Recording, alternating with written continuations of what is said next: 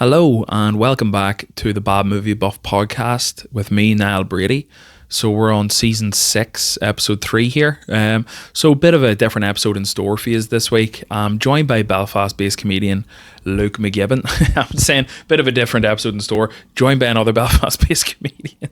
But no, it's the film we're talking about is Troll 2, which is a 1990 film that's considered one of the worst films of all time. So we had a good laugh recording this. I had never watched it before.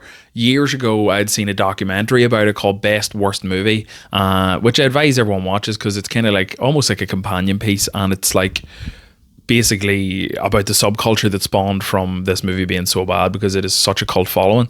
But yeah, we get into it in the episode. As always, it's great crack recording, and I really hope you enjoy it.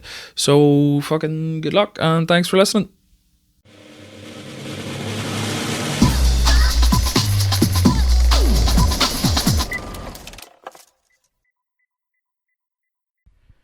Okay, that should be us now. What is the crack? Luke McGibbon, Hey. welcome, Nuri. Hello. Yeah, I love Nuri as well, actually. That's good. No one ever says that. Really? That's Why does nice. nobody ever say that? You know, Nuri has its issues now, you know. I'm sure it's one of those things where people from Newry hate it. It's like anywhere in Northern Ireland as well. Like, do you ever, like, every Canadian and Australian and American person I've ever met have said, like, in the taxi from the airport, they always get asked, like, why the fuck are you here? We got nothing. We got nothing. It's like a facade. It's like, do you remember when Barack Obama was here?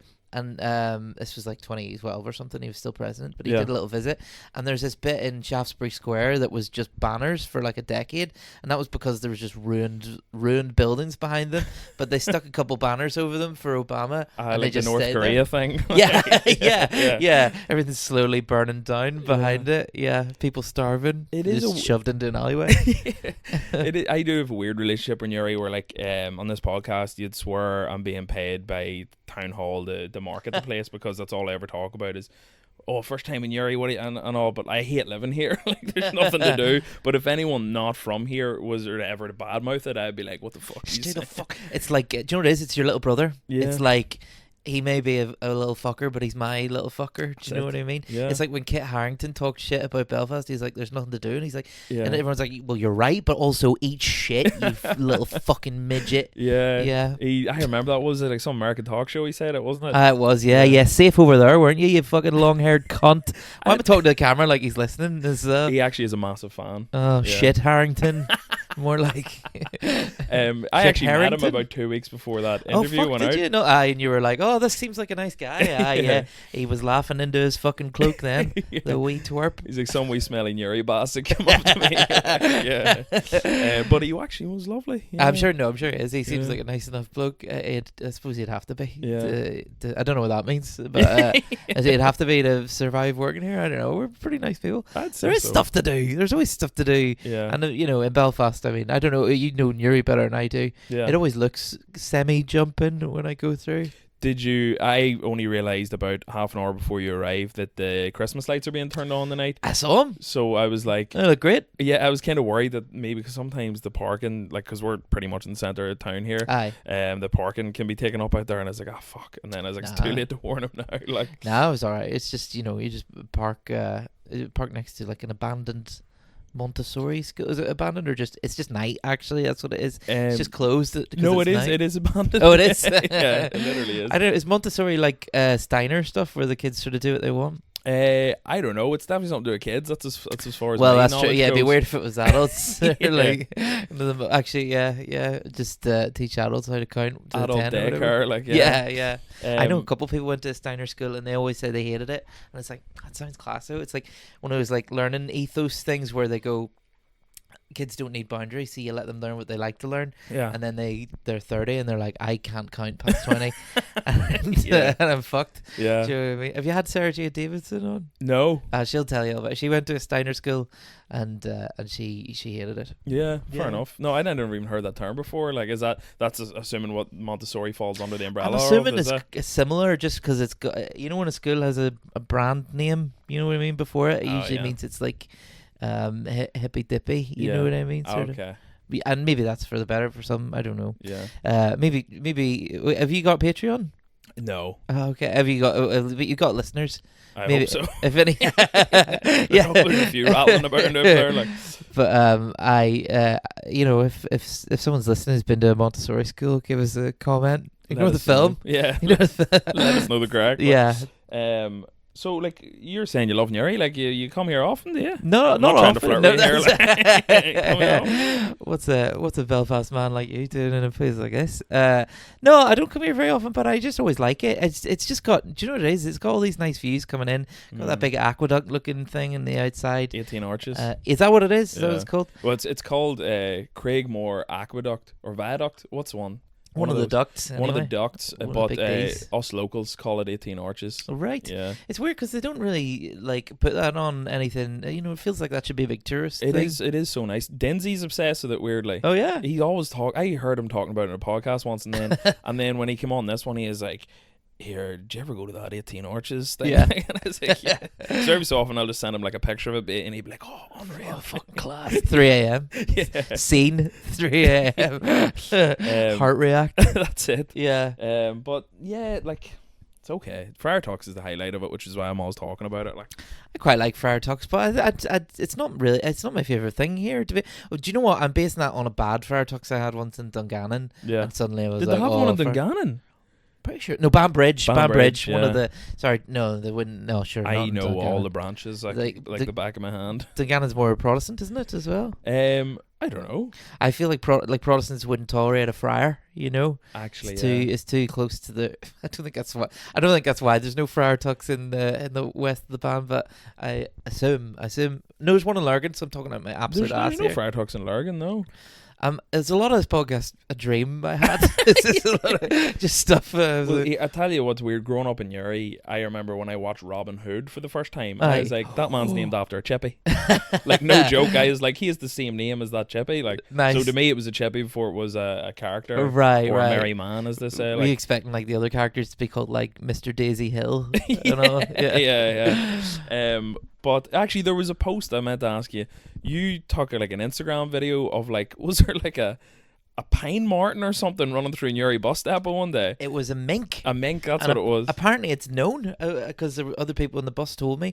I was on the way to a gig in Dublin, and they stopped at Newry bus station, as they're prone to do sometimes. And it was really quite cute. It was like a black ferret running along, Yeah. and then a different one picked it up by its neck and carried it away. No and way. everyone was really spellbound. Yeah, I'll send you the video because I know it was an Instagram story, so it's probably gone now. But Yeah. I'll send you the actual video so you have it. 'Cause But I responded to that. If You you did? remember, being like 33 years I've lived here and I've never seen any creature even resembling that thing. How Like, close are you to the river, actually?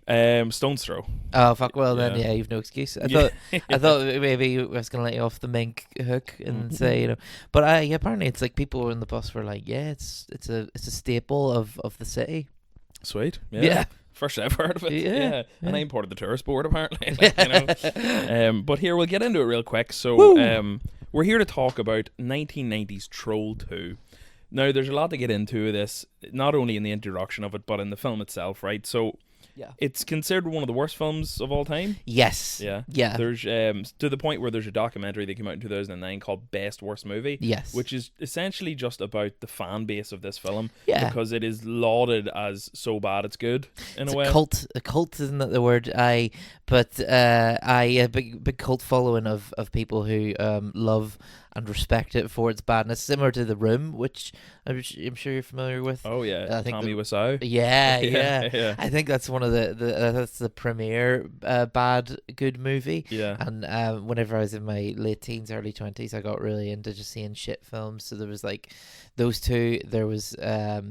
There was something called Ricky O, the story of Ricky. I haven't heard of that And one. it's a martial arts film with really bad special effects in this dystopian future. Yeah. Where like if someone punches someone and they immediately turn into like a plastic mannequin filled with blood, Yeah. and like people get their eyes plucked out and shit, and there's just some terrible acting. It's like, do you know the way in I don't watch it, but like much of it, but I know this from like, do you know like anime, right? Yeah. Whenever they do the dub, for some reason people just talk weird because they're trying to like what they say in Japanese takes about 5 seconds longer than it would take to say in English. So like in the Japanese translation, he's saying, "Oh, you'll pay for this" or something.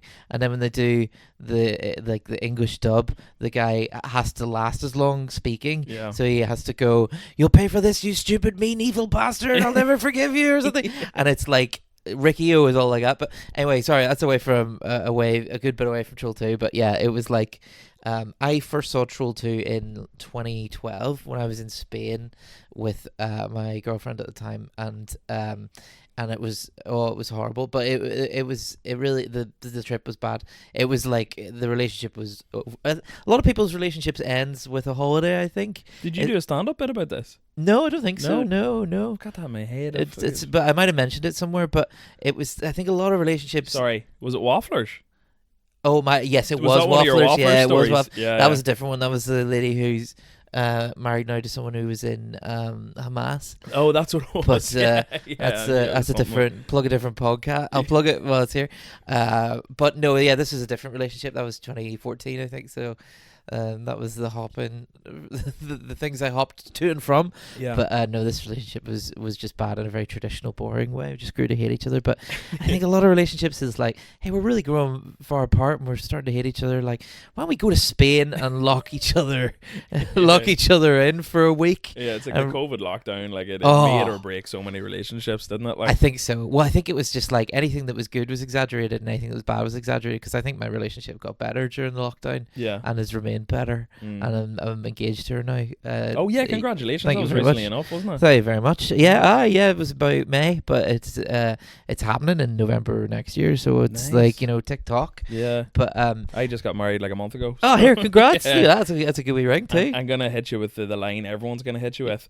It'll fly in. It'll fly in. Oh, Next God. thing you know, you'll be walking down that aisle. Oh, my waddle fly in. It's flying out at the minute.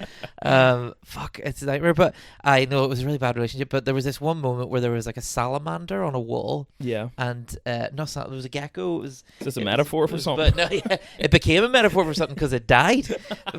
but because I accidentally. Oh well, I'll tell you. But it was about this size. It was on the wall, and she was like, "Oh fuck, that's horrible." And I was like, "Well, I'll probably just wander out." And she was like, "No, you have to get it. You have to be a man." She did say that, because it was 2012, so women were still unironically saying that. Yeah. And I was like, "Oh well, I'll have to get it now." And so what I did was I like put a pan over it, and then I was like, "Okay, problem solved." I mean, but I'm also holding this pan, and I'm like, "Now what?" Suffocate it. I hadn't really thought, and it was like the wall ends about here. And so I thought what I'll do is I'll get the lid, I'll hold it here. I'm shouting to the mic, can you hear me? I'll move the salamander along, put the lid on it here, take it out, Okay. And what actually ended up happening was I moved the salamander along here, and then I had to make the last jump to get the lid on it all at once. Murdered the salamander and accidentally shot it across the room. And its little dead body, which also didn't please my girlfriend at the time very much either. And I had to try and convince her that it was alive when it was very much dead, because she was gutted. And I took its dead body outside. I was like, "Look, see, it's going away." And then I woke up in the middle of the night and took it a little bit further away from the apartment where she wouldn't find it in the morning, so I could go, "Look, it's properly gone." But there was like a blood stain on the ground. Anyway, at one point I just turned on a TV and Troll 2 was playing. I guess it's like a series of unfortunate events. It was. Well, the gecko did become a metaphor for our relationship because I accidentally beat it to death, and then Troll 2 comes on. Which, by the way, I should say I beat the relationship to death. I don't mean like I've got like a missing ex somewhere. But Troll 2 was on, and oh my god, it was so entertainingly bad. And she also, it's another red flag, didn't seem to get what was so entertaining about how bad it was. Like she got up and left at one point, and I was like, I really can't get up and leave. I really need to see this through. Because it was about 20 minutes in, but like if you see this film, like if you emerge 20 minutes in, it could be 2 hours in, because it's it doesn't take care of the viewer. It's all over the show. It is all over. It's a cool 95 minutes, but it feels like a cool 3 hours. In yes, it feels like a freezing 3 hours. It's a journey in the winter. So just to give the kind of the film bit of the lore involved with this film, so it's called Troll 2 because when it was coming out, the director Claudio Fragasso wanted to originally call it Goblins because there's no trolls in the film, it's all goblins. None, absolutely none. But the distributors, the US distributors, were like, oh well, there's a movie that came out in 1986 called Troll, so we'll jump in the back of its success and just call this Troll 2. Pretend it's success as well. Yeah. Jump in the back of its existence. Yeah. The mad thing being is this film's probably a lot more famous than the original Troll from 1986. Like, by an absolute mile. So basically what ensued then was like some of the worst piece of filmmaking you'll ever see. Now I've got like a wee trivia section I'll go into at the end, but what I'm going to go through first is, so like what I'm doing is when I'm watching films for the podcast, I'll just kind of take wee talking points to chat about the whole way through it. And the first one I have here is the very start of the film. So it's essentially the plot of this. I'll not even give an overview because it's all over the show, but basically this granddad is like haunting he's haunting his grandson to warn him about this town they're going to called Nilbog, which is conveniently goblin spelled backwards. So the family's going there to do like some sort of fucking holiday exchange with this family from Nilbog. When they get there, they realise that all the residents in Nilbog are all these goblins. But the lore of the film starts off with the grandfather telling the grandson that the story of how the goblins are and how they're operating. And within this story, it's kind of like The Princess Bride in a way. It's like play it out on screen. It's not just him reading the book, it actually shows you what he's reading. And the first thing that got me was not only the state of how the trolls or the goblins themselves look, but at one stage a woman comes up to the main character of the story. His name is James, I think.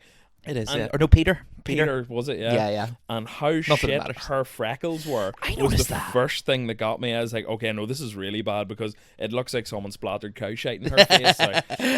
So that was the first thing that got me. And you kind of really, in the first literally 4 minutes, you realise what you're in for. Like, it really sets you up for it. There's this granddad figure telling him this story, and he's not revealed till a couple minutes later that he's dead, and they reveal it by one of the parents coming in, and he disappears. And he brings, like, the kid brings up that he's been chatting to his granddad, and the mom's like, no, it was very sad when your granddad died for me, his daughter. I really enjoy that line. It hurt me, his daughter, as well. And she frames the fact that they're going on a holiday to Nilbog as like a mental health thing almost. She's like, this time away will be really good for us. And it's like, if your kid's experiencing psychosis, it's like, get in the car, we're going to Enniskillen, we're going to soak up some rays.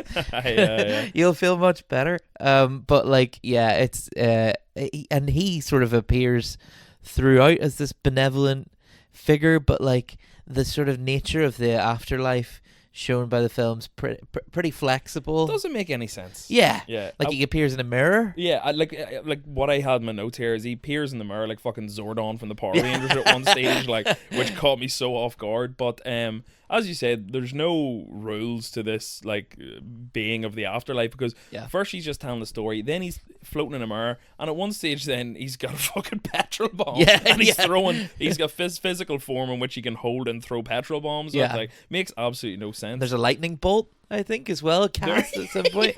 There is wizardry. There's and he's quite sweet. But also does a sweet creepy smile a lot. Did you notice that? Yes, he does. I think he thinks it's warm. It's like and there's fellas that do this too, I think, and I've done this in the past, where they haven't looked at maybe in a mirror enough when they do a certain kind of smile, and maybe it feels to them like this is a warm smile, but whenever you look at it, you're like, and it's like, oh, that's not a good. That is not a good smile, sir. So the first, like, the thing that struck me after that then was when the mom and the son had that conversation where she's like, my father and all. I was like, fuck, the acting's not great in this. And I was thinking that the son and the mom weren't great, and the mom dog shit the whole film, like, but I thought it was bad, and then I seen the sister and the dad, and holy fuck, they are bad. Like, they are real bad. I have down in my notes here, look, Ma is terrible at acting, and then I came back and wrote, oh wait, everyone is. But then I realised kind of maybe about halfway through this that the kid, so Joshua, played by Michael Paul Stevenson, is the best actor in the whole thing. He's really quick. He's actually good, dare I say, like, and it's against all odds, because like whenever you watch the documentary, you find out that like quite a lot, I mean, they are all bad actors, but and some of them are extremely obviously mentally ill. Like, I think that's another thing, but like, because it's really quite a confluence, really. Like, there's a lot of stuff that that magically shouldn't have happened. Yeah. Like, if you wanted to make a bad film, there's like a lot of things there that you can do, but there's some stuff that is almost chance. Like, I don't know if you know this, but the film was originally, like, the original idea was that someone wanted to make a horror film without blood, right? Okay. And they came to Claudio Fragasso, who is fucking nuts, by the way, and the director, and they were like, here, I've got a mask from this film called Troll, which Claudio Fragasso had not seen and has not seen, even to this day, and he's like, yeah, fuck it, yeah, let's make that. And he just hired a load of little people to play goblins, and stuck this shit together. But I think they did like an open call, because the guy who plays the dad, George Hardy, he's like a dentist, and he's incredibly pure of heart in the documentary. He seems like a incredibly kind and nice guy who his ex-wife speaks lovingly of, even. And he had dreams of stardom, I think. And you know, fucking the kid who plays Josh, he had headshots. He's like a kid. He has headshots of him in a wee denim jacket and everything. Yeah. And like 20 billion freckles as well, I think, which seems to come back here. I think there's like the makeup artist is just somebody with a pencil, just like that'll do. Fuck it. And like. It breaks my heart sometimes, but the mum who like whenever they interview her years later in the documentary, she's not really done any acting. She's not done much of anything since, because she's been looking after her mum, who is a crone. And it's a horrible word to use, but crone implies there's something magical about it, doesn't it? Like, there is something magical in a sort of Macbeth witch kind of way. Exactly, yeah. Or like, I don't know if you're a Witcher fan. Do you ever play The I've Witcher? not actually. I've not. Okay, I'm gonna get to it though. I do hear it's class. The Witcher 3, one of the best games ever made, but there's like crones in it, and they're like these terrifying. Do you ever see like what a tangent? Do you ever see like what Victorian beekeepers look like? No, actually, no. They used to wear like woven baskets over their face. Oh, I have seen that. Yes. So one of the crones looks like a Victorian beekeeper. So that's what I pictured class. there when you said crone. Just taking care of a crone mother. The Victorians really had good horror aesthetic, didn't they? With like plague doctors. Doctors as well. The big old beacon them. They knew what they're doing. Like they didn't know what they're doing. I think that's kind of what's cool about it. Do you know why they had that mask? Why? Well, what they thought it was for anyway. Like they used to fill the nose cavity with like herbs and like petals and stuff, and they thought that would be like a filter for the illnesses coming into them. So in their eyes, it was almost like a gas mask. Right. So they've just lit a Yankee candle in there, and they're just like potpourri at the bottom. like probably literally dying from the plague, but they're like, oh fuck, it smells like bergamot in here though. It's nice. This one's called Autumn Chance. Autumn Chance is a properly good. There's a friend of mine did this. I think it became quite a popular meme. God, I sound ancient saying that, but like a popular meme about how like certain Yankee candle scents become more and more like abstract. So they start off with like stuff that's real. It's like cotton candy or something, and then it becomes stuff like autumn breeze, and then it just gets more and more until it's just like Breath of the Wild or whatever. And like it's just, that could be anything. You could just make shit up for that. But that's interesting. I didn't know that about the old plague doctors now. But so Claudio Fragasso, like, he gave them all scripts that his wife had written, because the script she has written, she sees it as an incisive, ferocious commentary on vegetarians. Because she had some friends recently who'd become vegetarians. And she was just raging about that. Really against it. Well, I think it's the thing like that's changed in the last 10 years, isn't it? Because like it used to be quite trendy to be like vegetarians, and it's like, what's it? How do you know if someone's a vegetarian? Oh, don't worry, they'll tell you. And it's like, yeah, they will tell you because they can't eat if you don't know that. And vegetarians do have to eat to survive. This is something I found out. But she sees it as this incisive commentary on vegetarians, and their English is not great. They're Italian people. And like during the performance, some of the actors were like, I've tried tweaking the lines a bit because this doesn't sound like natural. And there was this line that one of the teenage girls says, where she's saying to her sort of boyfriend, like, if my dad was here, he'd take off your little nuts and eat them. I've got that written down. Little nuts. He's gonna cut off your little nuts and eat them. It's like, it's a very homoerotic threat. If you keep fucking around here, my dad's gonna suck your fucking fucking dick. My dad's gonna eat your entire asshole because he can't stand you off so bad. You better whack on out of here.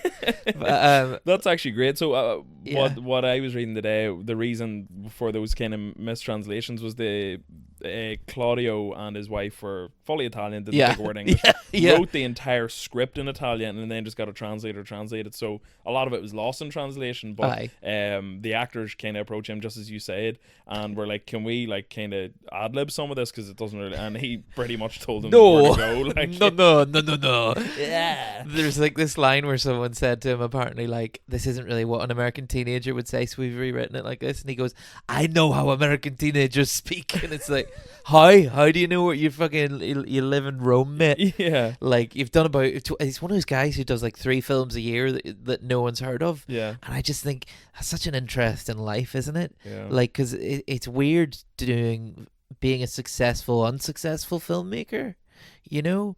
And like whenever they had him in the documentary come along to all these like cult appearances where people fucking love Troll, and he like soaks up the energy, but then like he watches them watching it and he's like, well, they laugh at the things that are meant to, I'm doing this. Yeah. They laugh at the things that are meant to laugh at, but they also laugh at the things that are not meant to laugh at. And he like rubs his head, and he's like, oh, I don't know.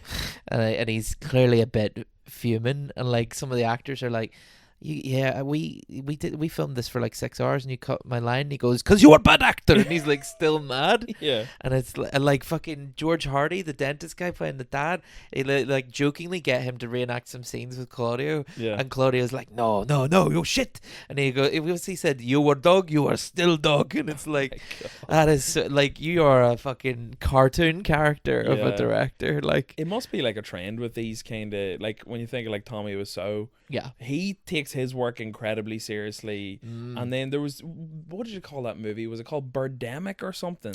Oh, I know which one you're talking about, but yes, I don't remember the name of it, but I haven't seen it, but it was like a bird-based pandemic. Yeah. I might think of that.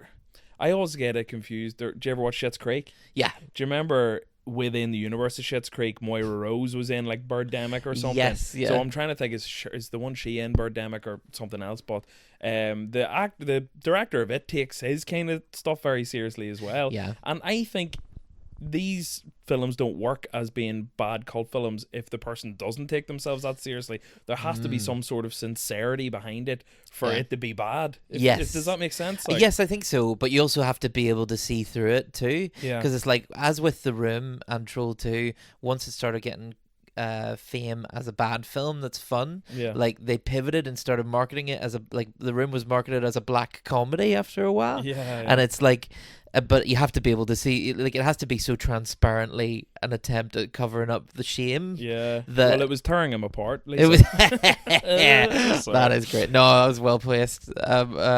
Yeah, like, because they did that with Troll 2. They started marketing it as a comedy with that was trying to make some sort of point that doesn't exist. Vegetarians. Oh, one part I really loved, again loved it because of how shit it was the dad, like, they're like, okay, we're gonna have to get a bit of exposition in here. So when they first walked into the kitchen, the first introduction of Michael, played by George Hardy, the dad. Yeah, we cheat sheet here. If you notice, I keep glancing at that. I don't know them all off by heart. Yeah, and he's on the phone and he's like, it's like clearly like a business call, but he's like, yeah, I'm going to be out of town. I can't do business for a few days. I'm going to Nilbog for a month with my family, and just explains the entire exposition of the plot on this like 30-second phone call and goes, bye. Yeah. And then hangs up. Like, in my head, that probably wasn't in the script, but he's like, I need to make this film work because the director's no interest in making it work. Yeah. So he's like, here, while the camera's rolling, he's just like, here's the entire plot of the film. Please include this in the final cut.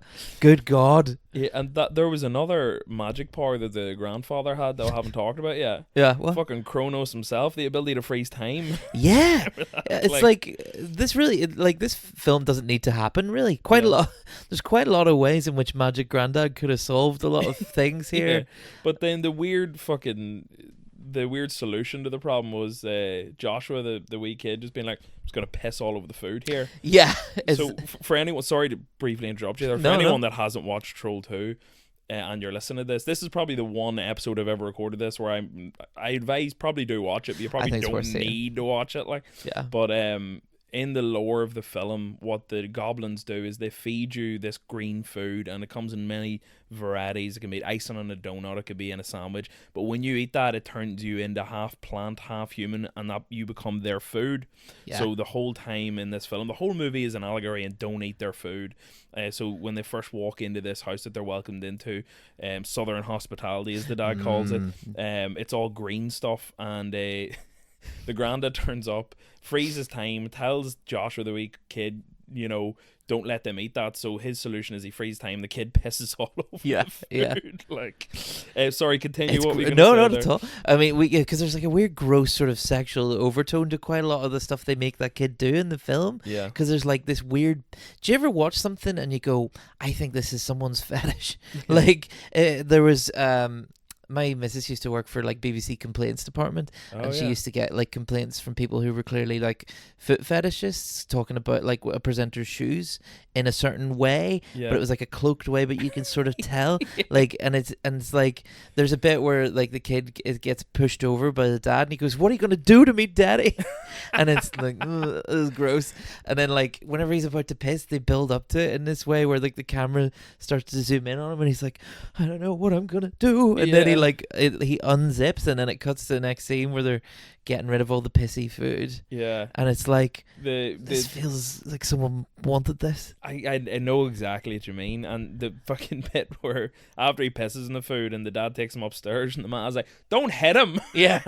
Like, hold on a second here. Like, yeah. But so he berates him instead. What made me laugh then was when the dad's like, I'm going to teach you a lesson, and he goes to, so what he actually does is tighten his belt. Yeah. But for a very brief second, I thought the dad was going to piss on him. Yeah. I was like, oh, where is this going here? Like, there's a dad with a really cool idea of justice. Yeah. It's all reparative. It's, it's... pissing this food, I piss on you, son. It does look a bit weird as well. Like he's pushed the kid onto the bed. He does that. What are you going to do to me, Dad? That's when he takes off his belt, or it looks like he's taking off his belt for a second. He hitches it. Then he's like, "I'm hitching my belt another notch so I don't get hunger pains." That's what he says. Then. That feels kind of like if you're getting pains, tightening your belt is probably going to make it worse. Just not speaking as a medical expert, but and it is probably the smallest thing you can pick with this film, but that it's not medically sound. But also this is the thing, is like, if any of your listeners haven't seen it, like, you're probably thinking this doesn't make sense, that it's like these are vegetarian goblins, but they eat people by turning them into vegetables. And it's like you could just get some vegetables. You're getting rid of the morality there altogether. Which is kind of a lot of the point of vegetarianism, isn't it? Is some things shouldn't get hurt. And it's like, well, people maybe should get hurt, or something. It's like, I'm a vegetarian, but I am a cannibal. Like, I will do that. Someone needs to suffer for me to get like chlorophyll intake, because that's what they say. Yeah, chlorophyll. Like, they're sweating chlorophyll. And it's like, I think they just try and stick a bit of extra lore in. Just to add as much as they, but it's like desperate and weird, like the chlorophyll stuff. It's like they're sweating chlorophyll green or whatever it is, and it's like we get it. There's a guy there's been turned into a tree that's been nibbled on. Like, don't need to go. They're also sweating like a leaf or whatever. It's like, fuck up, will you? I think one of them probably most unnecessary. Okay, if we're talking unnecessary, we'll be here all day. But one of the parts that I was like, what is going on here is the Goblin Queen. Yes. What was her name? Leonore Gielgud. Credence Leonore Gielgud. Yes. Sorry, what were you going to say? So when she firstly, I thought it was a church they were walking into, but it's just her gaff. And then she lures them in, and they're all fucked and sweating because they had eaten something or drank the milk or something. I think green milk. And then when they get in, she's like clearly a wronging. Like, there's clearly something wrong with her. Her teeth are rank. She's weirdly attractive. She's a bit. Even when she's got all the there's a reason she's so good looking while trying to portray her to be rotten. And that becomes clear later in the film. But then she's like clearly evil, and she's like, drink this. It gives them this frothing green liquid, and they're like, yeah, no problem. And then so it's the random woman that he's with who just comes out of nowhere because she's being chased by the goblins. Yeah. And then she drinks it and turns into a pool of piss on the floor. Yeah. But then that's what the result of probably the most famous line in the film is, which I had seen years before I knew what this film was. It was a big meme, wasn't it? Yeah. It had, as of 2020, this is on IMDb trivia, it had 7 or 8 million views on YouTube. All right. Which used to be like the big deal. Like, yeah. Gangnam Style numbers back in the day. Gangnam Style, yeah. Or is that a billion? I can't remember. It was a billion. That was the first to hit a billion, I think, yeah. There was a weird moment where it was the first time I heard it on a night out, and I was like, it was like 2013 or something, and it was like, oh, this is too much. This is like this. Yeah. You know, when the internet starts to appear in real life in little ways, it's like whenever your mum and dad says a meme, and you go, "Oh, it's dead now." I read some really depressing stat today. Where do you remember ICANN has cheeseburger? Like, oh God, yeah, the cat. Yeah. We're as close to its birth than it was to the fall of the Berlin Wall. Fucking hell. God, that is depressing. That's God. Grim, isn't it? Like, and that cat's obviously dead now as well. Poor diet, obviously. To be, yeah. But, yeah. Processed the food. red meat got it. There's Should have been a vegetarian. Yeah, it's the reverse nilbug. Yeah. How old are you, if you don't mind me asking? I'm 34. 34. You're just a year older than me then. Oh, good. Okay. Yeah. Phew. There's a lot of young people doing stand up at the minute. Yeah. It makes me feel a bit ancient, like. Yeah. But it is nice to meet people who are the same age, roughly. Yeah. Do you remember dial-up, man? Yeah, I do. Yeah. Do you know as well? I was about to say about like, well, one of the lessons of the film is clearly not to drink stuff that's given to you, but you've already made me a cup of tea that I polished off here. Are you feeling sleepy yet? Yeah, I'm gonna turn into a big slab of meat or so. Well, hey, for some viewers, I already am a slab of meat. You. But yeah, so the famous line is, do you want to give it a rattle? Do you remember it off by heart? I do. I don't know if I'm gonna do it justice. They're eating her, and then they're gonna eat me. Oh my God! There's a little note change. Perfect. Thank you. Yeah, he does the wee note change. There is a wee, well, he runs out of breath, I think. Yeah. And there's a little fly that lands on him like a little choker advert back in the days. And it's like I don't think they planned that fly, and they, maybe I think they left it in because they're like, oh, it's horror, it's fly. Yeah, yeah. It's good. There's that famous fly land in the face from Raiders of the Lost Ark. Do you think maybe he was comparing himself to that? Like? Well, that guy sees himself as a Spielberg. Like he's a visionary in his own fucking visions, I suppose. Like, but God, yeah, like, and that guy played him as like a Mormon. I think he was just in between missions, and he was like, "Oh, this will be a bit of good crack," and then just I think this is what's ultimately, some of it is cruel that it happened because the kid got headshots. Yeah, the teenage girl, she wanted to be an actress. Yeah. Margot, the lady who played the mum, she clearly wanted to be an actress. You're on top of it with the actors' thank names you very here. much. Like, I'm cheat sheet here, and I'm not even. I think it's very because I was quite fascinated with the humanness of some of this. Yeah. Like if you watch Best Worst Movie, which is like to me it's now an essential companion piece to this film. I'm probably gonna watch it tonight. You should. Oh, you absolutely should. Yeah, it's on YouTube. It's free. But like a lot of those actors, I would wonder if they were on January 6th. Yeah. But like there's like a guy called Don Packer. Yeah. And they just he tells a story of like, well, I auditioned, they told me to come back, I came back, and they told me the guy was meant to do it hadn't showed up, so I could do it. Yeah. And then there's this clip of him driving, and he turns to the camera and he's like, yeah, I just like driving without a seatbelt. I just really like the feeling of that. And like, and he's talking about his scene where he's like a grocery store owner and he's trying to convince this kid to eat the green food to kill him. And he's going like, and there was this kid there, this stupid, annoying kid. I really hated this kid, the actor he's talking about. And he's like, I really wanted him to die. And when I was telling him they wanted him to eat the food, I really meant it.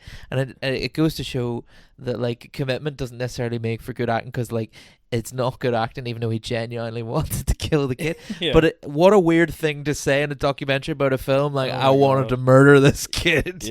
And like he admitted that he was in and out of mental capacity during the film of that, and pretty much at one stage said he thought he was in the film. Bonkers, like. That makes a lot of sense, like, because he goes like, there was a bit where he came on stage at a convention thing and they all cheered for him, and he said, I was never really thrilled with who I was before that moment. And it breaks my heart a little, because it's like, obviously this isn't all he needed, but he needed some positive reinforcement in his life. Oh my God. And Margot, the mum, like, she was talking about how she was still like taking notes of acting when she watches films. She still had hopes of being an actress.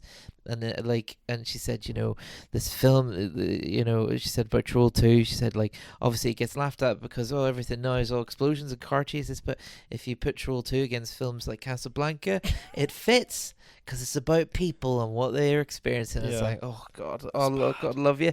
Yeah. And like she says, like, I live in this neighborhood, it's horrible. Yeah. And she says, they make noises all through the night. And then they go like, what noises do they make? And she interrupts them to make the noise, and she goes, "Arr!" And you go, I think you're not well. Like, yeah. Oh, poor Margot. I know. What was the Choke crack? myself making the noise there. Are you done with your tea? Do you want a glass of water or anything? I can run and grab you. No, I'm all good. I'm just crying because of the the emotion that comes up. I usually do. Oh, I forgot. I'm sorry. No, I don't always worry. forget something like. No, water's not a big thing to forget, I think, unless you're like in the desert. Like you're doing a podcast in the desert, and you're like, oh fuck, I forgot my water. Yeah, left my camel Where's my double parked. Stanley cup. Yeah. But yeah, what was the crack with the random dance routine in front of the mirror? Yeah, well, I think this is another thing where he's like, I know what teenage girls do, Yeah. Because what was it? There was I can't remember what it was, but there was a lot of shapes being thrown. Yeah. And then there was like a thing where she does owl eyes. Where she does the. Oh yeah. I don't even have the joint flexibility. It's tough, man. It's tough. I can maybe. Yeah. It's tough. Oh, that was good. That's good. I actually was. I had this thing where I googled it and obviously it resolved it. I kept sleeping funny on my wrists. Oh, serious? And then basically I kept getting like, it was a carpal tunnel, but it was like this thing called ulnar nerve was trapped. According to Google, this might not have been what was wrong with me, but one of the exercises to like stretch it was to do that with both hands. Serious? Like, and it actually like really hurt. Like, but oh, fuck. Well, that's why you're good at it then. Worked in the end. Like. If you do it with one hand, there's a kind of Phantom of the Opera thing going on, isn't there, when you do right that? enough, like, yeah. But yeah, the dance routine. And then isn't that the bit where the granddad appears in the mirror? yeah, And he Zordon. goes, yeah, you're like Zordon, like, and he goes, oh shit, wrong surface. Yeah, And he it's like, gets in the wrong room, doesn't Yeah. he? But one thing, I don't know if it's discussed in that documentary, or I don't know if it's like a famous part of the movie people talk about, but there's a bit where the dad's coming down the stairs. It's the first morning that they're in Nilbog, and he goes to ask, is breakfast ready? But the way he says breakfast, I rewinded like 3 times. I was laughing that much. He goes, hey, is breakfast ready? And I was like, did I just imagine that, put it back, and like 2 or 3 times I took a video with my phone and sent it to the boys. I'll show you it after. Like, Aye. it is the weirdest way. Like any other film being filmed, it would have been like, you said that weird, let's do another take. yeah, that was their best take. Yeah, of like that. 3 or 4 times. Like, hey, what's the wife called? Sorry, Diana, is breakfast ready? What fucking way is he saying that? Like, That's wild. Yeah, I love that. Like, what were the other takes like? That's what I want to know. Do you know what's annoying? The other takes were probably fine. Yeah. It's all, everything that's bad about it is on Claudio. Yeah. Like, he insisted on broken English for English actors and all, and like, and just recruited people fucking off the street apparently, or out of various hospitals by the look of things. You know what I mean? But weirdly, like in that documentary, every one of them's still alive. It's been 20 years. Grandpa Seth, the actor who played him, was still alive at the time. He can't be now. Deborah sure. Reed's dead now. I know for a fact. Deborah Reed, which one is she again? Credence, the Goblin Is Queen. she? Because Oh. I was like, I wonder if she's still hot. Right. Do you know what's weird? I had the exact same thought this afternoon, and I found her on Instagram. Yeah. But dead people can have Instagrams. But like, there's not that many pictures of her now. There's like old pictures from back then. Yeah. So I don't know. Was she still? Did you find any? Was she still No, hot? I didn't. I did, because as soon as I seen that she'd passed, I thought it'd be a bit disrespectful. Ah, yeah, you're a better man than Through, I. like, You're a better man than I. Yeah. I'd have been like, all right, I'll keep googling. It's like, this is a speed bump. It's her being dead. But that is like, I do like doing that. Like when you see like it's the reverse of it here. But you ever get when you're watching something and you'll see like an older actress, and you're like, I wonder was she hot? And then you search them young, and then if nothing's coming up, you go like, say, I've done it multiple times. Maggie Smith, hot. And you're like, what am I doing with my There life? it is. There it is. Yeah. Or there's a subreddit called Old School Cool. Oh, I which remember is it. Yeah. mostly when people like find a picture of their mum and dad in black and white, and they go, "Fuck, they were actually pretty good And then looking." the comments are always like, why did you post that picture of your ma having? Yeah, yeah. It was a great one. I forgot about that. Would you? I used to live on Reddit, like, but not Aye. as much anymore. Like. I know. Well, it used to be useful. You know what I mean? Because you would be on a message board for stuff that you were interested in or wanted to get better at, and now, well, I mean, it's still a bit like that, but it's probably going to be the last bit of the internet to be murdered by AI. You know, that dead internet theory stuff. Yeah. Like, you know, because Facebook's a fucking pile of shite. It's fucking Florida of social media. Yeah. So it's just our ones, like. It Yeah. absolutely is. And Instagram's getting there, I think. TikTok is a separate thing with its own problems, but yeah. and do you know what though? Do you know what really annoyed me was that Sora looked quite fun. I was never going to touch it because I'm not a big AI guy. Yeah. But like that video of Ian Paisley doing the wrestling promo. Yeah, it was funny. I was like, I mean, it will lose its novelty pretty quickly, but like, I was like, that is pretty funny. Do you know what I mean? Yeah. I kind of hate AI. Anything that's like so obviously AI generated makes me cringe a bit because I just picture someone going, cool Christmas tree. Or something, like, you know, get a fucking life. Like, yeah. Well, because there is a certain like, and I don't mean this universally, but like, if you're a person who is, I guess, but like, there is a certain type of person who uses it a lot, and they're usually a bit dim, like referring to themselves as artists as well. Oh, that's particularly grim. Yeah. Or like people who like, there's like a controversial cafe in East Belfast that's I won't even name it because it can't be ours, but they use AI for everything. Like they use AI for their Instagram pictures. They use it for their copy, and it's like, can you not even describe what's good about what you serve? Do you know what I mean? And it really kind of annoyed me. And they advertised for like a waiter position, and so as a bit of a prank, I kept on sending them AI generated CVs for like a week, and it was just for me, really. They never got back to me. But I think the owner got into some legal trouble with something else anyway, which is like it was just to entertain myself mostly, like. There's a few bars, like I a fan of the pub, one would say, like. But there's alcoholic. That's what that is. Yeah. This man's been diagnosed as being a fan of the pub. You think it was tea? But there's a few bars have either reopened or changed their name, and like all the naming trends of pubs annoy me now. Where especially around here, they're kind of catching on to trying to copy like the Thirsty Goat to the Dirty Onion. So like there was a bar in Trevor called the Clockmore Inn, which is still a nice wee bar. Change its name to the Tipsy Fairy. Like, it's wrong, isn't it? Like, who are they trying to appeal to? Americans, by the sound of it.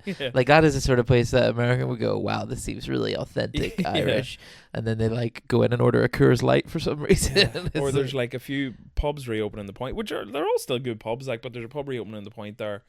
And it changed its name. I don't want to start mouthing off local pubs, but changed its name, same type of naming convention, unnecessarily bad name, and all their art in the walls is all AI art of like a pig in a suit, like, you know. Or and there's another one in Uri did the same, and it's like, who, like, this is gonna look so naff so quickly. Like maybe when you first see that type of thing, you're like, that's cool. But with how low effort it is, in like 3 years, everyone's gonna be like.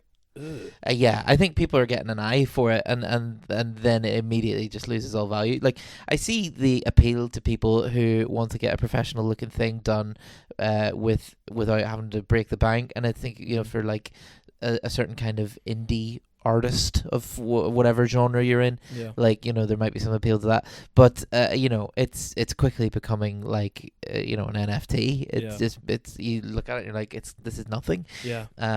And I think just it's you know, all these, there's a million studies a day coming out now about how it makes you dumber, and it's purely just because it's doing stuff for you. Like, you know, the same thing happened with GPS, though I think the juice was worth the squeeze there, where like I've never heard that term. Oh yeah, have you? Is it not? You know, The juice maybe is worth the I squeeze. might have just made that up. I don't know. See, and this is what you don't get in AI is fucking weird say. Actually, you do get weird sayings out of nowhere, but kill your parents. You know, Yeah. you are God. But like, Kill John Lennon. but yeah, like with GPS, you know, that they found that after the advent of GPS, people who used it regularly, there was like a whole part of their brain that just wasn't as developed as before.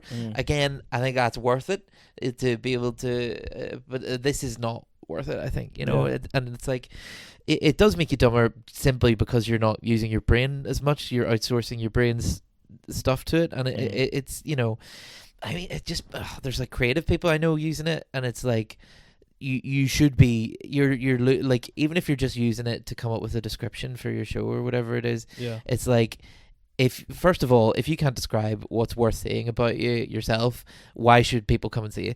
But second of all, like you will be less creative as a result of this, and you need to be creative to do what the fuck it is you're doing. Absolutely. Like, Whether that be comedy or whatever else I know people from. Usually comedy. There's like quite a big show that's about to go on tour, and I love the guy, but it's and it's something dairy, but the description is clearly made by ChatGPT, and it's like, oh, just say it yourself. Just say it yourself. You're so funny and interested in yourself. yeah. Just say it yourself. You know. Just a bit of laziness, like capabilities there type thing. Yeah, it'll and it'll lose for it. You know, you'll lose for it. People will lose for it. But sorry, yeah. Yeah, Troll 2, right? Troll 2, yeah. So we want to quickly talk about Elliot, the boyfriend, right? Yes, the little nuts. Definitely bucking his mates, isn't he? Like, yeah, there's certainly 100% bucking them. Like, there's certainly a vibe, isn't there? Well, they all sleep in the same bed at one point. there's a bit where they're trying to get rid of, you know, the guy Arnold, Yeah, and they're like, just go to the it's the other one they're trying to get rid Drew. of. Like, go to the shop. Yeah. And then while they're saying that, both of them are like tops off in bed together. Yeah, Like, and it's like, yeah. they're definitely bucking. Like. Oh yeah, it's like, leave the house for a minute. And then You know what I the mean? whole thing where Holly is like, you have to pick between me and your friends, and he's incapable of not bucking his friends. Yeah, Like, yeah. He's like, well, at least my friend's put out. yeah, yeah. But yeah, I know what you mean. There is a certain, like, it's also like, let's go on a lad's holiday. We're gonna meet loads of girls. Get in the car. They go to a caravan in the arse end of nowhere. They're like, why did you think there would be women here? You're in the middle of a forest. Yeah, It's yeah. like nymphs, like fairies, maybe, if you're Yeah. lucky. But to be fair, Arnold, when he leaves, within seconds he goes out for a smoke and finds like the most beautiful woman on the planet. yeah, he does. To be fair, like, I forgot about but then that. again she melts into a puddle of green piss. Like, Which, you know, that's it's a tale as old as time, isn't Yeah. it? You know, boy meets girl, girl melts into a puddle of green piss. yeah, Goblins eat boy. yeah. But yeah, actually, you know what? Words no, you're as right. old as rhyme. Because what's that? Is that the next lyric? You said "Tale as old as time." What's the next lyric from Beauty? and Oh, the Beast? Words as old as rhyme or something, is it? tale as old as time, song as old as rhyme. Song as old as I've rhyme. never even seen it. I don't know. What And neither have trying. I, in fairness. But I did. My primary school did do school choir of the year, 2001. Hold on. Are we yeah. talking like you went to the Odyssey? No, And we did went to the Whitla Hall, I think. At the we also didn't win anything, but 'Cause we were in it. I was in primary school choir, and there was like a thing every year where you went to the Odyssey and competed against all the other No choirs. way. Like, It must have got real big after I left. Yeah. It's always the way. It's always the way. yeah. You know, people start to take off. But we did get to meet Frank Mitchell, and Nice. what an occasion it was. Yeah. He's It's- from these parts. Is he? No, he's a Well, Newry man. His ma, my ex used to work with his ma, Aye. and his ma was like a home help, Aye. but she was like helping people the same age as her. Like, she was like 80 odd. Like, Fair play to but her. yeah, she's from like Warren Point, Burn direction, I think. Oh, here, Warm Point's lovely. I love Warm Point. Fuck Warren Point, right? Serious? Fuck Warren. Nah, it's like a non-existent stupid rivalry. I just kind of made. It in Oh, my serious? head. All my mates are from the Point. Like, Good ice cream. No, hold on. No, No, this wait. is- Am I thinking of the Rinka? Am I thinking of somewhere else? No, I think you're onto something, because this is one of the things me and one of the boys in the Point argue about. Is who's Right. the better ice cream? Okay. Because the Point will like wax lyrical about the Genoa. Oh, right? did you know it? Yeah. Well, there's the Genoa. Newry also has one, but Newry has like an ice cream place called Timony's, Yeah. and their ice cream is so good they only do vanilla. Okay. Like, that's how fucking good it is. Like, Yeah. and you get like the toppings and stuff. Like, but you should get Timony's sometime. Like, Have you ever? Do you know a guy called Connor McGinley at all? No, he's another comedian. Don't- He's not been about as much as he used to, but he's very good. But he got in this whole thing with the Genoa and Yuri because I do know him. Yeah. Yeah. Is this going to be Neptune's Bounty? Neptune's Delight. Neptune's Delight. I love this shit. Did that get that big? I didn't know if everyone knew about it. I only know this, and you've just unlocked a part of my brain. It's because I bumped into that guy in the pub one night, and he told me this whole saga. Like, Yeah. I didn't know he's a comedian. Like, but he told me, he's like, and I rang them up, and I was like, Yeah. it should be called Neptune's Delight. He Like, got a won, petition. though, He didn't got a petition on change.org. It's like, so this guy in Yuri, he called the Genoa, he wanted to get a takeaway, and he wanted to just get some fish goujons and a bap, and they're like, well, don't do that. And he's like, well, can you not just do that and put it on that? Because and I'll not tell anyone, just put some fish goujons in a bap, charge me for a burger or something. And they're like, no. And he basically started this public campaign to get them to put fish goujons in a bap on the menu and call it Neptune's Delight. And basically bothered them about it until they did do it. Yeah. I don't know if it's still there, actually. I don't know. I haven't been to the John. It's one of my mates' family's business. Like, I haven't been in ages. I think I don't go sometimes just to spite him. Like, Yeah, but but no, with your actually, I was there a few weeks ago. They do good food in the Genoa. But yeah, there's no rivalry between us and the Point. Why am I talking about the Point? Frank Mitchell. Frank Mitchell, yes. This is the ultimate tangent, but I've lost myself. Yeah, no. That's worth it, I think. Worth it.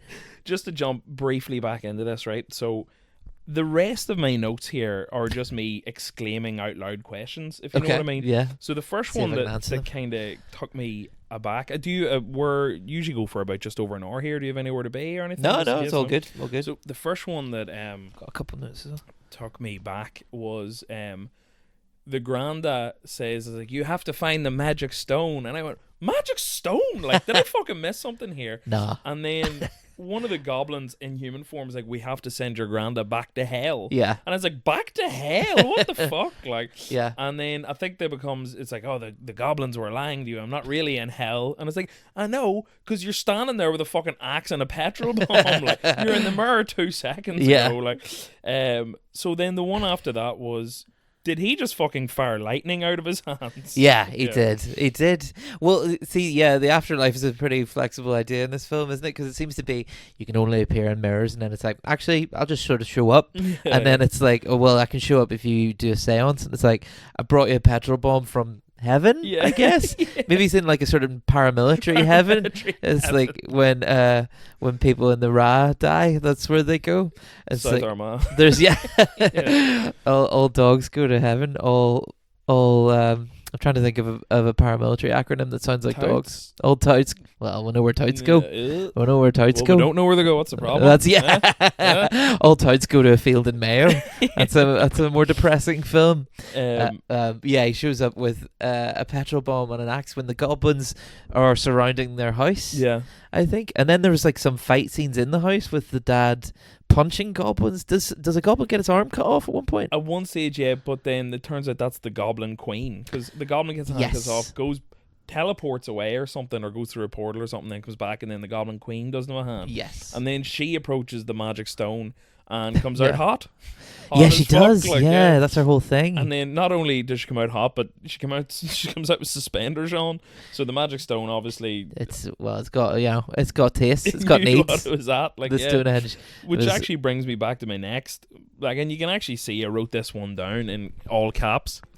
Fucking popcorn, like. Yeah. What was that? Like, I think that is a drunk Italian man's idea of a gag. Yeah. It's like, so she's hot. She does that thing. She takes off her glasses, and suddenly, like, the flaky lips effect they've put on her, she's all that. it's all gone. Yeah, yeah. It's proper old school. Lets loose her hair, and suddenly it's like, whoo, you know. Yeah. And Sorry to interrupt. Just reminded me. yeah, Have you ever seen Not Another Teen Movie? yeah. Do you remember the bit where Yes. it's like, Janie? No, what the hell? She's got glasses and a ponytail, and her overalls are covered in paint. As if that's like the 3 ugliest traits on the planet. Like, sorry, go on. No, you're just like, do you remember that as well? Like, imagine as well if that's what someone turned you down for on Tinder or something. And they're like, nah, you got real painty overalls, mate. You look Red flag. disgusting. Yeah. Yeah. Whereas if you saw someone with painty overalls, you go, well, this person is clearly lost in their art. Yeah. Like, that's pretty hot, I think. But yeah. So she shows up to the caravan with the horny guys who are dying one by one, and she puts like corn on the cob in this guy's mouth. Yeah. And given the dynamic between those guys, he's probably all right at holding the corn on the cob in the mouth. Yeah. But and then supposedly it gets so steamy in there that the popcorn pops. Yeah. But it just sort of keeps popping. Yeah. And it's implied that he died in like he drowned in the. But also she's seen later. So at some point this popcorn's just popping and he must just sort of be sitting there Yeah. while the room fills up, and she's like, I'm gonna go. Yeah. That was him busting a kernel That was all over the show. Like. And that isn't just ejaculating in KFC. Yeah. That's Oh god. But what I thought was funny about that scene as well is, so the corn, she just puts it between their mouths and they're like shifting through the corn type thing. Yeah. Yeah. But what's funny is there's popcorn popping everywhere, but it's clearly just someone off camera with a bucket just fucking popcorn on top of them, like.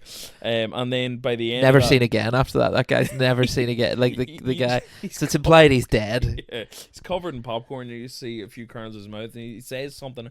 Forget what he says. It's something along the lines of like, "That was pretty hot" or something. Like, Yeah. And then again, never seen again. Like, Yeah. the next part then, I'll get into the trivia soon after this. So the next 5 points are just me saying, "What the fuck?" So the Granda tells Joshua to concentrate. He's like, "You are the one that can stop the magic stone if you concentrate." Yeah. So he starts concentrating, and then just turns into a goblin. Oh, the granddad. Yeah. Yeah. Yeah. I Or think the Joshua is like concentrating, and then he turns into a goblin, and I was like, did he just turn into a fucking goblin? That's when they all break in. But then he's somewhere else, so it's almost if he swapped places with one of the goblins. I think so. Yeah. Which again is another power that doesn't make any sense. I forgot about that bit. I for a second I thought it might have been like, to defeat the goblin you must be a goblin for Yeah. a second, but I think that's giving the film too much credit. But yeah, like the Stonehenge thing, because I think she briefly pays lip service to it earlier in the film, mentions something like, "This is a Stonehenge magic stone. Yeah. It's the source of all my power," and it's like, and then it makes her become hot later. Yeah. But also, it's not implied how she's gained the power to become hot. Did she just need to eat like 3 people the whole time? Like that, they've got a whole village. They could just get someone. They Yeah. didn't need to wait for 3 horny dudes to show up in a caravan and just. I don't understand, but I don't think there's anything to understand. Yeah. And like the granddad says, concentrate, and then like, doesn't like a sandwich appear, like a meat sandwich? So that was my next point, which really fucking threw me west, was he's surrounded by the goblins, and he just goes, "Yeah, oh no, I better eat this double bologna sandwich." And hold on a fucking second. And I actually had to pause it and Google to see if I missed something. Yeah. Did I miss something? No. It is that out of the blue. It is literally just him reaching into a bag and going, "Double bologna sandwich." And because of course the goblins are all meat. vegetarian, Yeah. they're terrified of double bologna. Like, Which is weird, right, to me, because I don't know if you know this, but we're already meat. Do you know what I mean? We don't. we're don't made of meat. Like, We don't need to. You don't need to wave a ham sandwich at these Yeah. guys to scare them. You could just sort of go boo. You yeah, know. flash a tit. Like, It's like Yeah. just you know. There's like the human ham. You know. yeah. But like they just don't seem to. I don't know. I don't know. But it makes me think of like.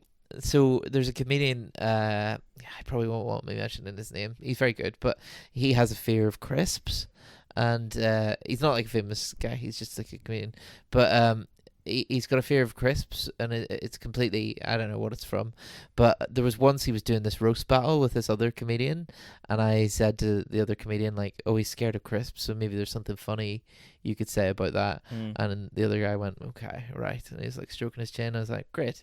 And on the night of the roast battle, this guy's move was to just suddenly take out a packet of crisps and throw it at him, which is like, no, it's not like it's not There's a nothing roast. clever There's about that. nothing- yeah. And I feel like that's what they did in this film. They're like, he just throws some meat at them. It's like, oh man, That's a very good like comparison there. Yeah, like, I think so. Which just made him run off the stage. And it's like, well, I guess this roast battle's over since you Yeah. filled him with panic and made him leave the room, which is kind of not the purpose Yeah. of how this You works. may as well just pull a gun out. Yeah, yeah.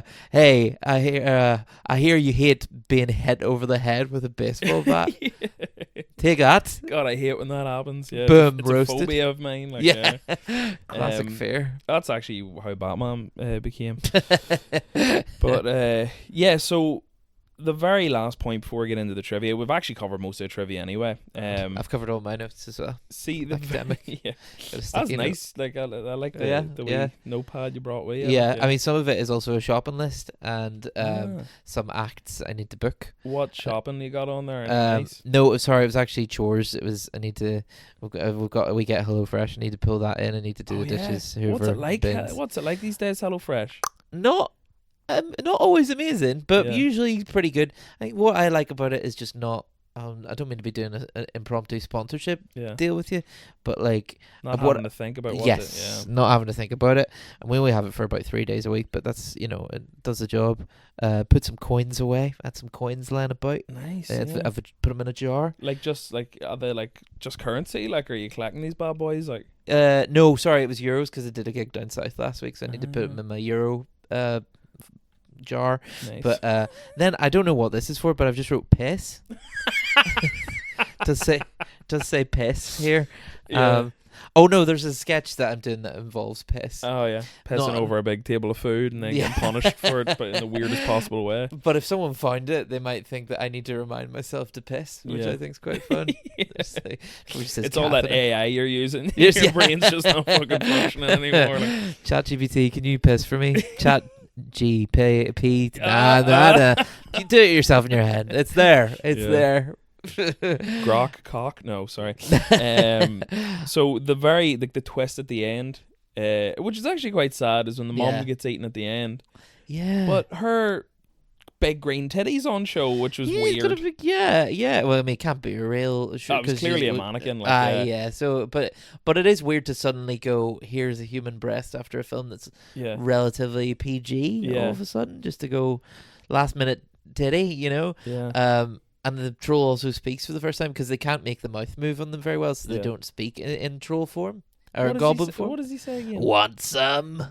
Which is like, that's not that way. It's just like, yeah. Do you want to eat your dead mum? That is.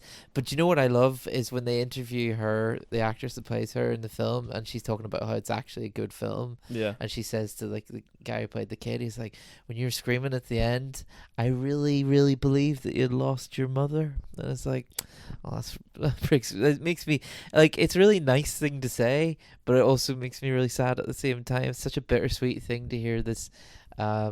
Not good actress who still believes she can make it because she's unwell. Yeah. It's really it's a bittersweet thing to hear her say because it's a compliment, but it comes from this place of disconnection from reality. Yeah. And maybe Troll 2 really was always about people and experiencing. Maybe the real troll was the friends we made along the way. Unreal. I'll dive into the trivia here. So we've actually covered most of this. Nice. So what you were saying earlier, the entire cast auditioned to this movie as extras. So every single character in this thought that there was going in to be an extra, and then ended up being cast as some of the main characters. What we're saying about the director and script, Italian director, no English. Yeah. There's only one person on the entire set other than the actors, like in terms of the production crew, they could speak English, and it was the costume department, and it was the woman. It does not show. Yeah, had to translate and pretty much direct everyone from what the director was telling her to do. So that's a fucking heartbreaking. Yeah, it's like, why'd you gotta go put stars in these people's eyes, and then put them in that film? Yeah. Yeah. Okay. Well, I didn't know that. Costume designer as well.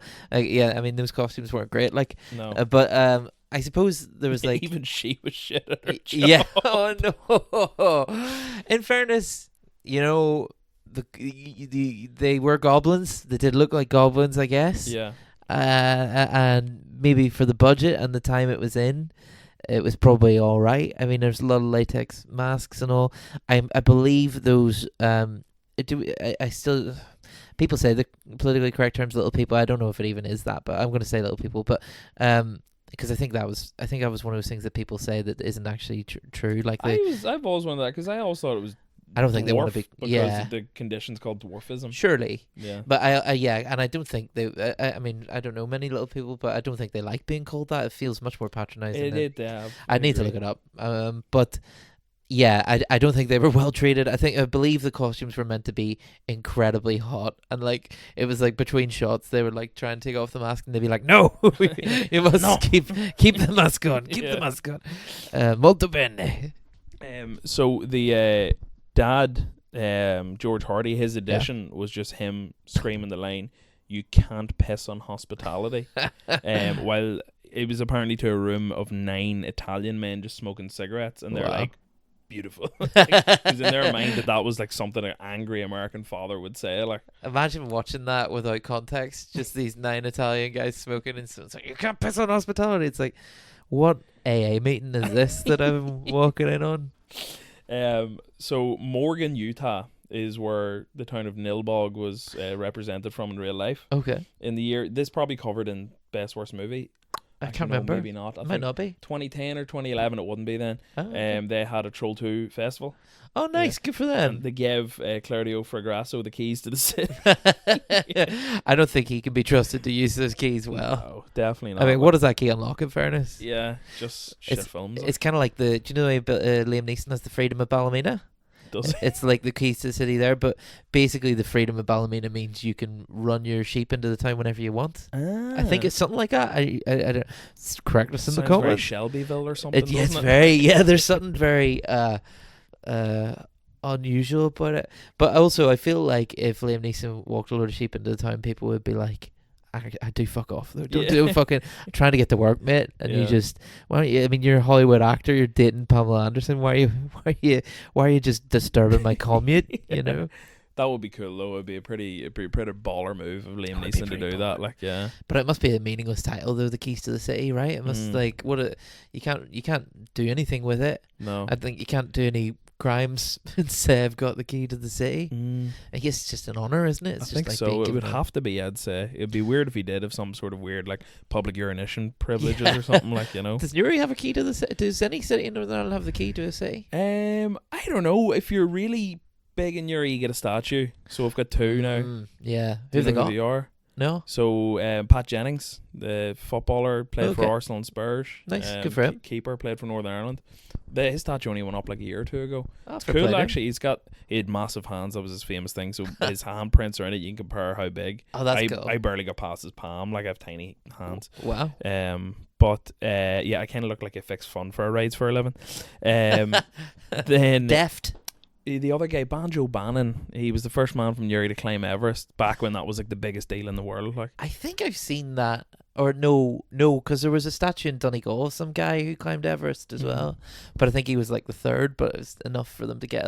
It was like a statue about this size, so it was like it wasn't even a statue of him. It was like the mountain and a little guy climbing up it. It was to commemorate him or something. So no, I don't think I've seen the Banjo one though. But they're both right outside City Hall. Oh, okay. Well, I've definitely seen them then, because there was a lovely gig that used to be there that Darren Matthews runs. Yeah. Have you had Darren on yet as well? He's been on twice. Yeah. Have you had Leanne? Yeah, she's my first episode. Yeah. Oh, brilliant. Yeah, trying to get her on again, but I don't want to annoy her. She's very elusive, Leanne. Like, you know. Okay, yeah, I suppose she is. Yeah, she's a busy woman. Looking after the old calf and all that. Yeah. But not anymore, you know, huh? Oh no, but she's looking after her parents one now, I believe. Yeah, the shop. It's the shop. Yes, it's like a staple of the city, isn't it? There'd be a key to the city given to her, I'm sure. Yeah. Well, technically, it's actually Bestbrook, I think. Is it? Well, fuck that. Then. That's where Darren's from too.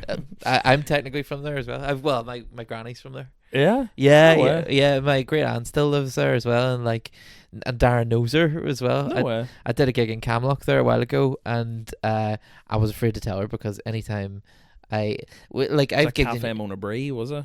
No, that one got cancelled actually. You know, it was a mental health one that Darren put on for Pips. Oh, nice.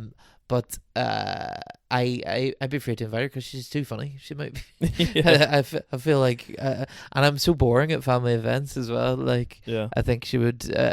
I think it would feel like I've cheated her out of this funny version of myself. Yeah. That I just put on stage and nowhere.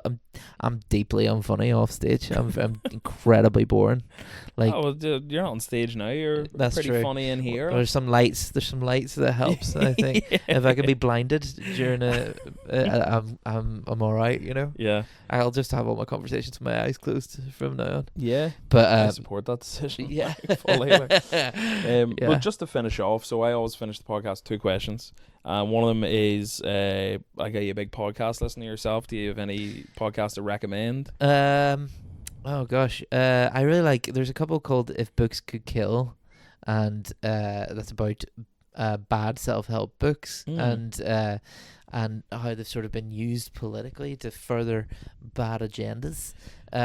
I really like the Bomb Squad pod. I listen to them the odd time. I love it. Like, it's one of my favorites. But I think every single person says the Bomb Squad when I ask them that. Like, which is obviously great. Like, they bring out the best in each other. I think. Do you know what I mean? There's a weird like father-son friendship almost between them. Yeah. And they soften each other. I think.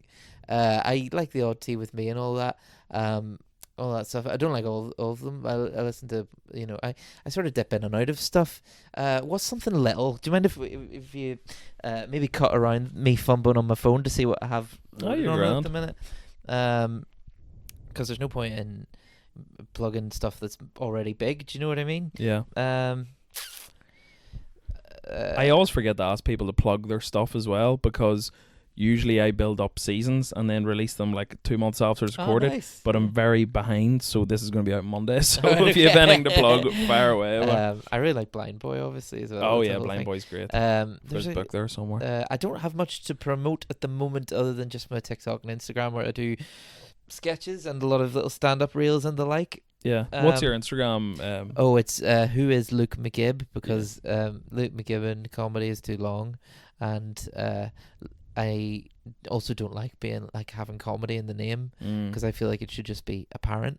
Yeah. But if even Shane Todd has Shane Todd comedy in his name, I don't know why I'm picking on such a minor thing. Well, can I ask you a serious question? Yeah.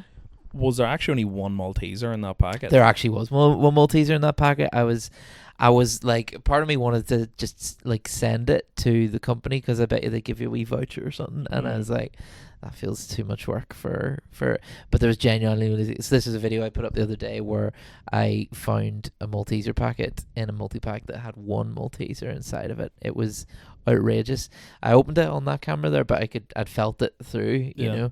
It was when Sarah, my partner, and we were making little Halloween bags for the trick-or-treaters, which is a thing we do. Can you imagine you were a child and you got that? Oh, you'd be near certain that the person who gave it to you like opened it up, resealed it, and just put one teaser in it. Yeah, absolute spite Malteser, isn't it? The Malteser of hate. Yeah, I know, like that would be grim. So my next and final question for you then, and this is my way of like tricking people to someday come back as a returning guest. Yes. If you were to do this podcast again, what film do you think you'd choose? I'd probably choose Vanilla Sky, because it's a Cameron Crowe, Tom Cruise thing. Mm-hmm. It was a film that really changed my life when I was like 11 years old. Yeah. But it's also embarrassing because the sort of stuff that rewires your brain when you're 11 years old, when you're 34, is not that deep. Yeah. Like when you look at it, you go, that's not that deep. It's just like, yeah. Maybe you should be nice. Maybe you should be a bit more optimistic, sort of thing. Yeah. But it has some good twists for an 11-year-old again. Weirdly, I remember watching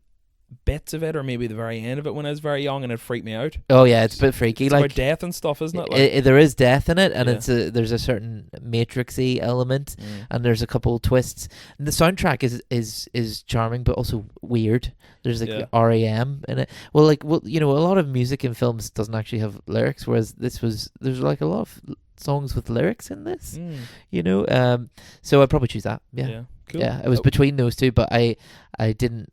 I rewatched it a couple years ago, which is a little too recent, so I didn't want to rewatch it for this. Yeah, cool. Fair enough. That's us then. Thank you so much for coming. Thank you for having me. Yeah. And thank you for listening to me. Also, people. All 3 people. Yeah.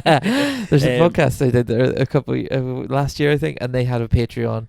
It was 4 brothers, actually. I'll just say. Oh, I was on it there recently. They're good lads. Yeah. And they have a Patreon which they said only has 1 listener on it. Right. And part of me is like, you could address the Patreon episodes directly to him, where you're like, all right, James, what are you up to today? How's work? I think that'd be really class.